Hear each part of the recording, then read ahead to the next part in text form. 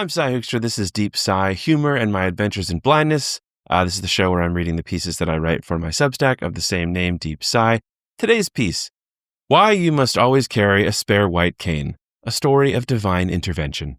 Remember, if you want to support what I'm doing, you can go to deepsy.net, that's deepsy.net, and become a paid subscriber and get all these episodes and the posts 1 month earlier.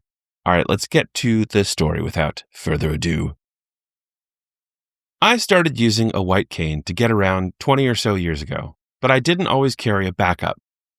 Canes can break or bend beyond salvation in the middle of a journey, leaving you in a lot of trouble. But I have some, if you will, good news.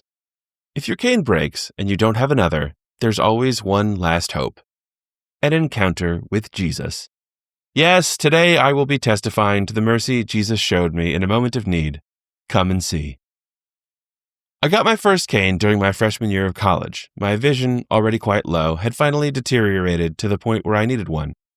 Or really, to the point where I was forced to admit I needed one because it was only a matter of time before I bumped into the wrong guy and got punched.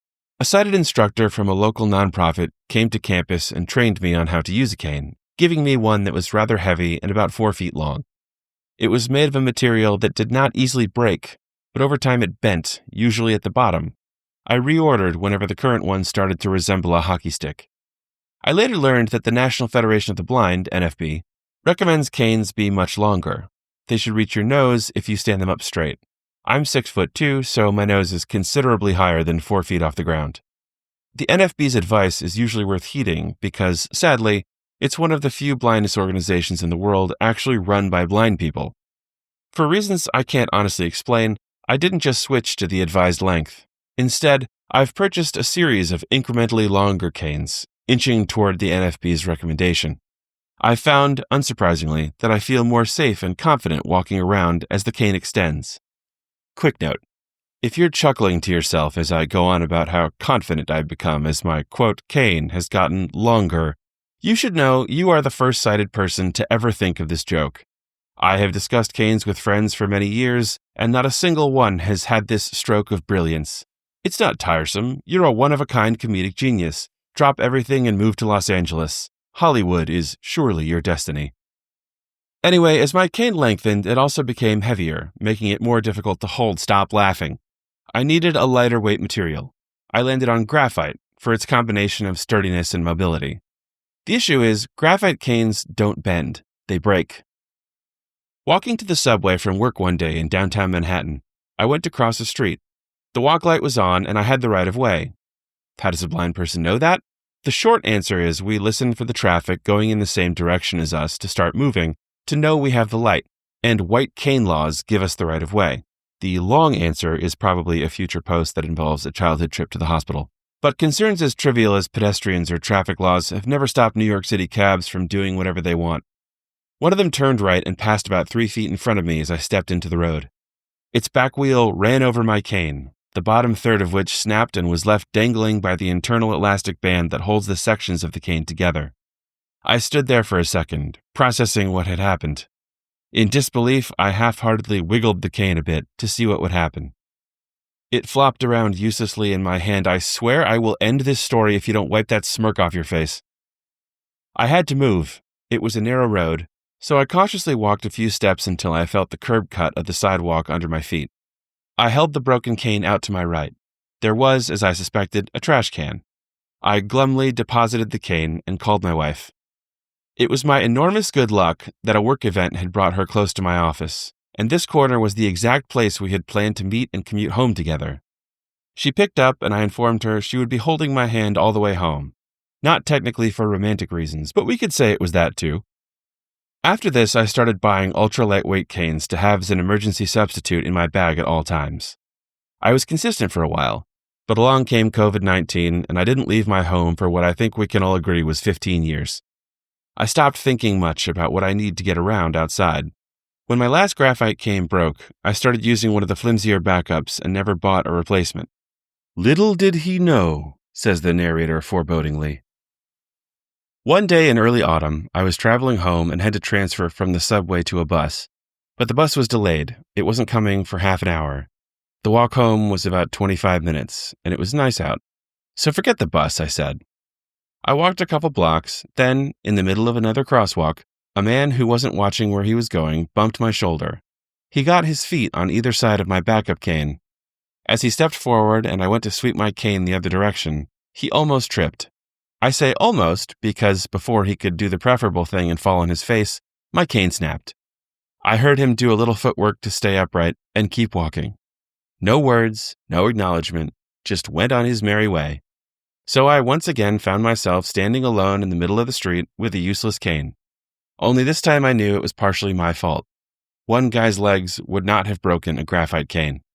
I typically find at this point in the story that people become indignant. How could he do that and just walk away? What's wrong with him? They ask. These are, I suppose, fair questions, but they don't naturally occur to me. The important context is I regularly see how disability can make non-disabled people's decency and common sense evaporate into smoke on the wind. Any given interaction I have with a sighted person has a realistic chance of involving behavior bafflingly outside what we would otherwise consider socially normal. I have a theory about the psychology of non-disabled people to explain this behavior, developed during decades of living among and studying them. To put it scientifically, and stop me if this is too much jargon, disabilities are scary and weird. People feel icky thinking about them, so they try really hard not to think about them. Unexpectedly coming face to face with a disabled person is therefore tremendously jarring. My studies have revealed that the brain's biochemical response to remembering that disabilities exist is to panic, delete everything it has ever learned about human interactions, and pick a randomly generated behavior. Like ceasing all talking and staring transfixed, speaking as if to a toddler, screaming, running away, laughing, saying loudly, "I'll give you a wide berth," blurting out to my wife that blind men make great lovers. All have happened to me. And those are the people who come across me under regular circumstances. A guy who doesn't notice me until he's hit my shoulder and broken my cane? His brain probably fully blacked out to protect him from, I don't know, ripping off his clothes and sprinting into the Hudson River singing "I'm a Little Teapot." He wasn't remarkable. I was mad, though, because it was a nice day and I was looking forward to the walk. I didn't want to pay for a lift. I am as frugal as my Dutch last name suggests. And I wasn't turning back to wait an eternity for the bus. I knew the area well because I was near an old apartment of mine. One avenue over was a street with very wide sidewalks and few people. I decided to go that way, taking it slow and getting whatever use I could out of the broken cane. This worked for a while. I did scrape my shin on something sharp, but I lifted the leg of my jeans and touched the spot. No blood. Carry on. I know lots of people passed by me while I was doing this. I don't know whether they comprehended what they were seeing, but after several minutes, a guy walked up to me. I was in the middle of a block. I could hear he came from the direction of the street, passing through cars parked next to the curb. Like he was just strolling casually through traffic and decided on a whim to give the sidewalk a shot. "Hey, is something wrong with your cane?" he asked. "Yeah, it's not supposed to be broken in half," I said. Moving past the sarcasm, he told me he was an EMT passing in an ambulance. He and his partner had seen me and stopped so he could jump out and help, which explained his path of approach. He had a roll of medical tape and asked if he could try mending the brake. "Sure," I said, and 30 seconds later, he handed it back to me. I waved the cane back and forth. It wasn't a great fix, but it was something. I thanked him, and he returned to his ambulance. Then, a little ways down the block, he returned. Sounding slightly ashamed, he said, "Hey, I'm back. My partner told me I did a crappy job, so I brought this." He handed me a roughly foot-long strip of firm padding. "Are you going to splint my cane?" "That's the plan." A minute later, I had a mostly intact MacGyvered cane. It would definitely get me home. "Wow! Thanks so much. What's your name?" I asked and held out my hand to shake. He took it. "J," he said. "For Jesus." Mind you, not Jesus, Jesus. This is not an entirely unheard of name among, in particular, Dominican New Yorkers. Nevertheless, let us praise the good work of Jesus. For where there is brokenness, he will make things whole.